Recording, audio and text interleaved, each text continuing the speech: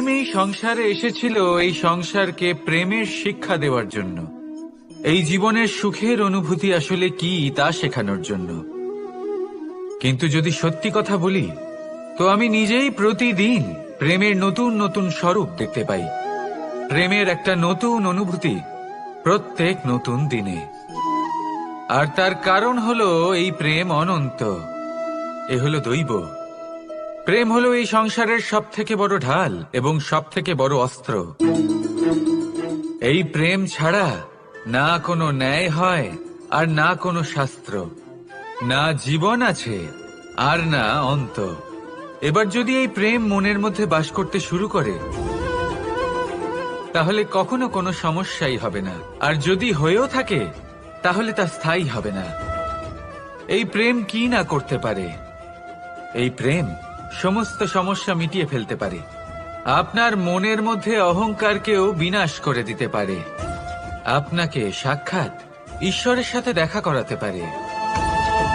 তাই প্রেমের দ্বারা প্রয়াস করতে থাকুন, এই সংসারের প্রত্যেক মানুষকে, প্রত্যেক বস্তুকে, প্রত্যেক জীব জন্তুকে ভালোবাসবেন।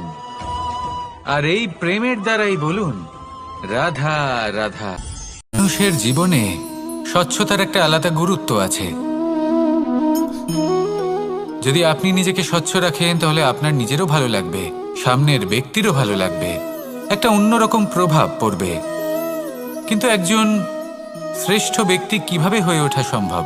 যার মধ্যে গুণ আছে, শিক্ষা আছে, শুভ চেতনা আছে, যিনি সৎকর্ম করেন। কিভাবে হব সেই ব্যক্তি যার মধ্যে জ্ঞান আছে? শুধুমাত্র স্বচ্ছ থাকলে তো তা হওয়া সম্ভব নয়।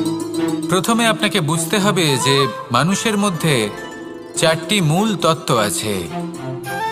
প্রথম হলো তার শরীর, যার দ্বারা উনি যে কোনো কর্ম করে থাকেন। দ্বিতীয় তত্ত্ব হলো তার মন, যার দ্বারা কোনো কর্ম করার জন্য সে নিজেকে প্রেরণা দিতে থাকে। তৃতীয় তত্ত্ব হলো বুদ্ধি, যে কর্ম আমরা করতে চাই, যে লক্ষ্যে আমরা পৌঁছতে চাই, সেটা আমরা কিভাবে কোন পথে করব সেটা স্থির করা যায় বুদ্ধি দিয়ে। আর চতুর্থ তত্ত্ব হলো আত্মা। আত্মা হলো এমন এক তত্ত্ব যার কোনো সমাপ্তি নেই। আত্মা হলো অজয়। কিন্তু এরও শুদ্ধিকরণের প্রয়োজন হয়। এই চারটি তত্ত্বের শুদ্ধিকরণ করতে থাকুন, এদের নির্মল রাখুন, শুদ্ধ রাখুন। এবং এটা কিভাবে হবে? শুভ চেতনা দ্বারা, জ্ঞানের দ্বারা, এবং সব থেকে বেশি গুরুত্বপূর্ণ প্রেমের দ্বারা। আসুন আমার সাথে ভালোবেসে বলুন রাধা রাধা।